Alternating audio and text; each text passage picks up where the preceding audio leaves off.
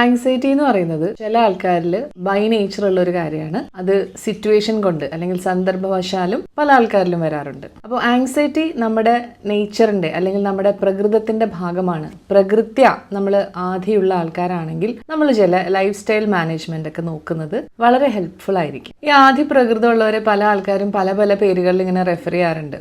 അവർ ഭയങ്കര ബേജാറുകാരാണ്, tension പാർട്ടീസാണ്, relax ചെയ്യാൻ പറ്റാത്തവരാണ്. ഇതെല്ലാം അവരെ സംബന്ധിച്ച് വളരെ ട്രൂ ആയിട്ടുള്ള കാര്യങ്ങളാണ്. അങ്ങനെയുള്ളവർ മറ്റുള്ളവരെക്കാൾ കൂടുതൽ ഓവർ തിങ്കിങ് എല്ലാ ദിവസവും ഉള്ളവരായിരിക്കും. അതായത് ഒരു ഡാമിന്റെ ഷട്ടർ തുറന്നു വിട്ട പോലെ പ്രാധാന്യമുള്ളതും പ്രാധാന്യമില്ലാത്തതുമായിട്ടുള്ള ഒരുപാട് ചിന്തകൾ അവരുടെ മനസ്സിലേക്ക് ഇങ്ങനെ വന്നുകൊണ്ടേയിരിക്കും. അതായത് അവർക്ക് ഒരിക്കലും ഒന്ന് റിലാക്സ് ചെയ്യാനായിട്ട് പറ്റില്ല.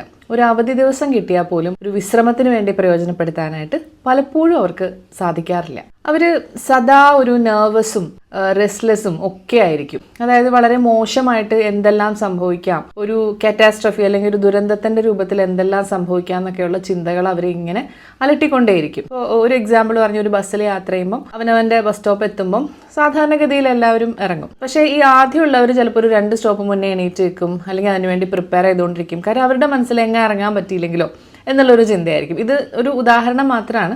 അപ്പോൾ ഇങ്ങനെ വരുമ്പോൾ എന്താണെന്ന് വെച്ച് കഴിഞ്ഞാൽ ഇത് നമ്മുടെ നെർവസ് സിസ്റ്റത്തിനെ വളരെയധികം ദോഷകരമായിട്ടുള്ളൊരു കാര്യമാണ്. അപ്പോൾ നമുക്ക് റിലാക്സ് ചെയ്യാൻ പറ്റാതെ വരുമ്പോൾ നമ്മുടെ ദഹന വ്യവസ്ഥേനെ അത് ബാധിക്കും. നമുക്ക് സൊമാറ്റിക് ആയിട്ടുള്ള കംപ്ലയിൻറ്റ്സ് വരും. അസിഡിറ്റി, ബേണിംഗ് സെൻസേഷൻ, തലവേദനകളൊക്കെ വളരെ ഫ്രീക്വൻ്റ് ആയിട്ട് വരും. അപ്പം ആദ്യ പ്രകൃതമുള്ളവർ നല്ല രീതിയിലുള്ള ഒരു ലൈഫ് സ്റ്റൈല്, സമാധാനപരമായിട്ട് പോകാനുള്ള ഒരു ലൈഫ് സ്റ്റൈൽ ഫോളോ ചെയ്യണത് വളരെ നല്ലതായിരിക്കും. ഫോർ എക്സാമ്പിൾ, എന്നും രാവിലെ ഉണർന്നെണീക്കുമ്പോൾ ശ്വസന വ്യായാമങ്ങൾ ചെയ്യുക, സ്ട്രെച്ചിങ് എക്സസൈസ് ചെയ്യുക, അല്ലെങ്കിൽ യോഗ പോലെയുള്ള പ്രാക്ടീസസ് ചെയ്യുക, മെഡിറ്റേഷൻ ചെയ്യാനായിട്ട് നോക്കുക. അങ്ങനെ ഒരു സമാധാനപൂർണ്ണമായിട്ടൊരു ദിവസം തുടങ്ങുകയാണെങ്കിൽ ഈ ആങ്ഷ്യസ് നേച്ചറിനെ ഒരു പരിധിവരെ നമുക്ക് ലൈഫ് സ്റ്റൈൽ റെഗുലേഷനിലൂടെ നിയന്ത്രിക്കാനായിട്ട് സാധിക്കും.